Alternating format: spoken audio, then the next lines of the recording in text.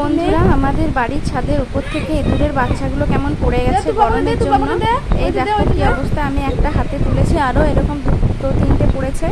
ওই দেখো আমার মেয়ে দুটো তুলেছে। দেখো এই যে আমার বর তুলে দেওয়ার চেষ্টা করছে। এই গরমের মধ্যে আমাদের বাড়ির ছাদের উপর থেকে পড়েছে। ইঁদুরের বাসা ছিল, যতদূর সম্ভব মনে হয় পিঁপড়ে লেগে গেছে। পিঁপড়ের জন্যই ওরা পড়ে গেছে, আর গরমের জন্য ওরা পড়ে গেছে, হয়তো হতে পারে। এই দেখো কি অবস্থা। আমার বর চেষ্টা করছে ওদেরকে উপরে তুলে দেওয়ার জন্য। এই গরমের মধ্যে নিচেতে পড়েছিল, দেখো কি অবস্থা, দেখেছো? এই ছোট ছোট ইঁদুরের বাচ্চা, এত খারাপ লাগলো কি বলবো। ওই জন্য আমার বর চেষ্টা করছে যে উপরে তুলে দেওয়ার। দেখো ওই যে আমার মেয়ে দেখো হাতে নিয়ে দাঁড়িয়ে আছে দুটো, আর আমার কাছে একটা আছে। আর খুঁজে পাচ্ছে না ওদের, মানে যেখান থেকে পড়েছে আওয়াজ শুনতে পাচ্ছি, কিন্তু কোথার থেকে পড়েছে বুঝতে পারছি না। ওই জন্য বর খোঁজার চেষ্টা করছে, মনে হয় ওখান থেকে পেয়েছে। দেখো ওই যে তুলে দেওয়ার চেষ্টা করছে।